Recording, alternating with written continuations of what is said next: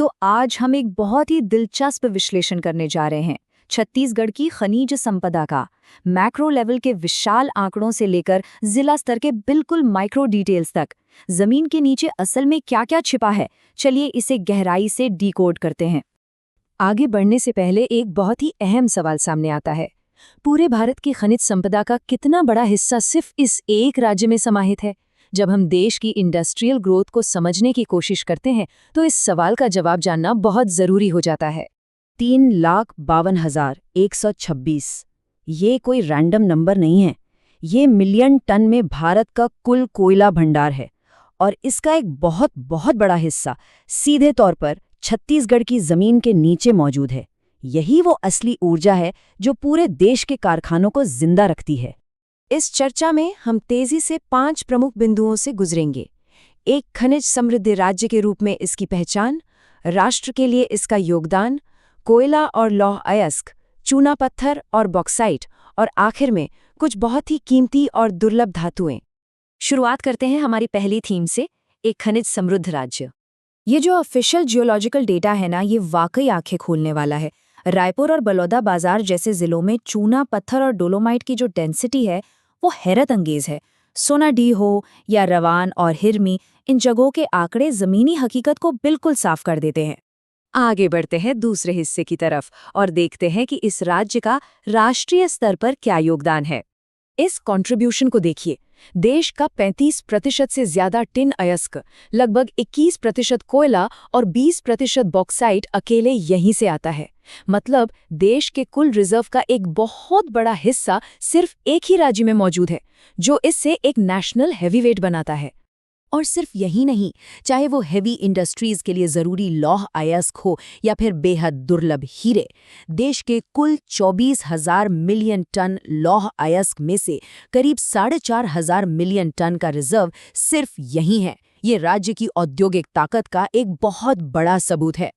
चलिए अब बात करते हैं उद्योग की असल रीढ़ की, यानी कोयला और लौह अयस्क।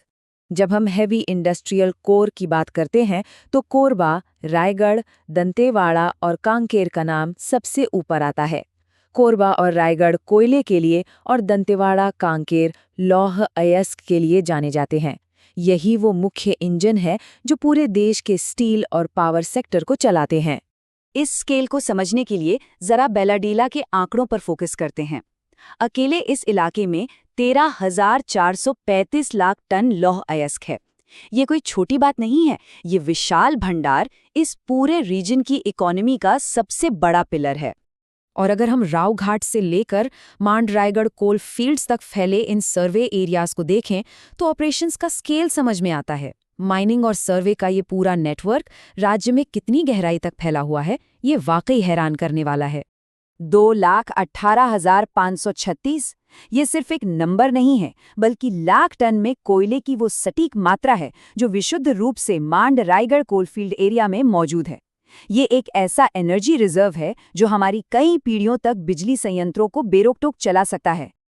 अब ऊर्जा से हटकर इंफ्रास्ट्रक्चर की तरफ चलते हैं।